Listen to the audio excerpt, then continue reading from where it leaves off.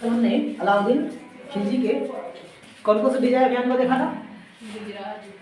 गुजरात और रणथंभौर। गुजरात के शासक कौन थे? गुजरात के शासक कौन थे? रायगढ़। गुजरात का अभियान कब हुआ था? 30 है ना।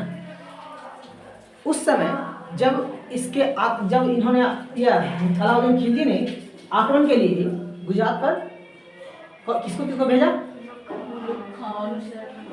उलूग खां और नुसरत खान।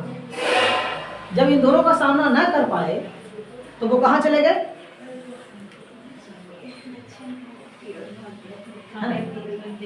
दक्षिण भारत में देवगिरी की ओर। और कौन सा शासक? रामचंद्र देव। इनका भी नंबर आएगा, इसको भी हराएगा कानून, लेकिन उत्तर भारत के इतिहास खत्म हो जाने के बाद दक्षिण भारत है ना। रणथंभौर, वहां के शासक कौन थे?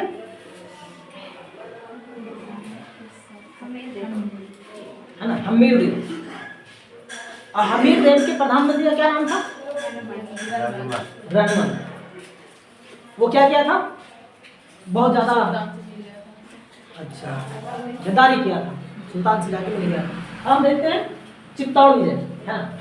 चित्तौड़ विजय जैसे ही रणथंभौर का अभियान खत्म हुआ उसके बाद अलाउद्दीन ने चित्तौड़ अभियान के लिए सेना को तैयार किया। 1303 ईस्वी। एक जख्म भरा नहीं, सेना को तैयार। चित्तौड़ के शासक कौन थे? राणा रतन सिंह है ना। और उनकी पत्नी का नाम पद्मिनी। यही कारण बनेगी चित्तौड़ का। आक्रमण का कारण क्या हुआ? रानी पद्मिनी की सुंदरता से प्रभावित होकर ये अलाउद्दीन खिलजी ने चित्तौड़ पे आक्रमण का प्लान बनाया। और इसकी जो उल्लेख है, ये उल्लेख कहाँ मिलता है? तो मलिक मोहम्मद जायसी की रचना पद्मावत से। ये उल्लेख कहाँ से मिलता है? तो मलिक मोहम्मद जायसी की रचना है पद्मावत, उससे हमें ये उल्लेख मिलता है कि रानी पद्मिनी की सुंदरता से प्रभावित होकर अलाउद्दीन खिलजी ने क्या किया? चित्तौड़ पे आक्रमण। इस अभियान में चित्तौड़ के अभियान में अलाउद्दीन खिलजी के साथ कौन था? अमीर खुसरो है ना। अमीर खुसरो, आप लोग का होमवर्क है कि अमीर खुसरो ने किस वादन यंत्र का आविष्कार किया था? वाद्य यंत्र का, वो आप कब बताएंगे। इस अभियान के समय दिल्ली में सुल्तान की अनुपस्थिति को देखा। यहाँ पे से तो सुल्तान चला गया था, अलाउद्दीन खिलजी कहाँ चले गए? चित्तौड़ को घेराबंदी करने के लिए। तो ये फायदा उठाकर एक मंगोली था तारकी बेग है ना। तारकी बेग ने क्या कर दिया? चढ़ाई कर दी, दिल्ली पे चढ़ाई कर दी। लेकिन फिर भी अलाउद्दीन खिलजी ने चित्तौड़ से सेना की घेराबंदी को नहीं हटाया। करीबन 7 माह तक वहां क्या करते रहा? घेराबंदी जारी रखा है ना।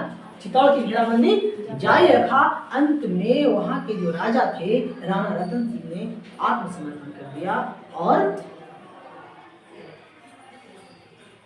ये सारी की सारी जो स्त्रियां हैं वो जौहर कर दी।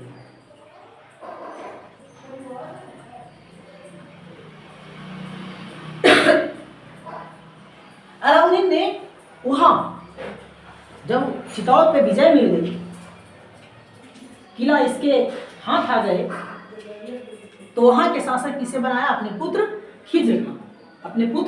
खिज्र खां को। और चित्तौड़ का नाम बदलकर क्या कर दिया? खिजराबाद। क्या कर दिया? खिजराबाद।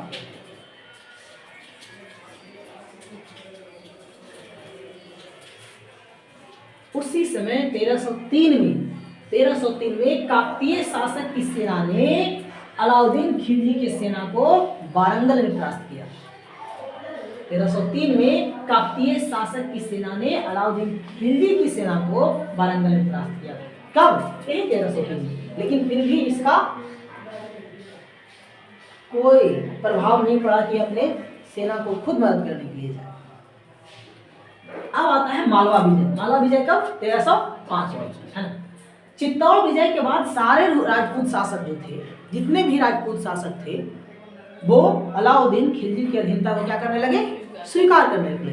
लेकिन मालवा के जो शासक थे वो कौन थे? महलक थे, है ना। मालवा के शासक महलक थे, उन्होंने अधीनता को स्वीकार नहीं किया।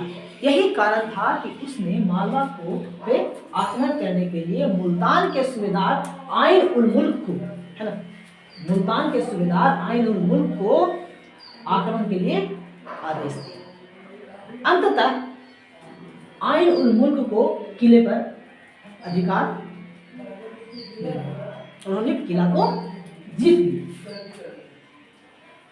मालवा के बाद आता है मारवाड़। मारवाड़ के जो शासक थे कौन थे? शीतलदेव। एक राजपूत शासक कौन थे? शीतलदेव। 1308 में, कब मारवाड़ विजय कब हुआ? 1308 में मारवाड़ को जीतने के का प्रयास किया गया और उसे जीता भी। क्या हुआ?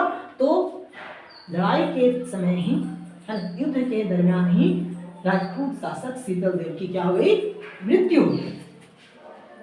और विजय के बाद वहां के शासक कुमारुद्दीन गुरु को मारवाड़ का शासक बनाया, है ना। मारवाड़ विजय के बाद मारवाड़ का शासक किसे नियुक्त किया गया? कुमारुद्दीन गुरु को, कुमारुद्दीन गुरु को। क्षेत्र बच जाता है जालौर। जालौर अभियान 1311। जालौर को कब जीता जाता है? 1311 में। वहां के शासक कौन थे? कान्हन देव। कौन थे? कान्हन देव। जालौर के बाद अलाउद्दीन ने राजस्थान के विजय को पूर्ण कर दिया, मतलब पूरे राजस्थान पर उसने विजय प्राप्त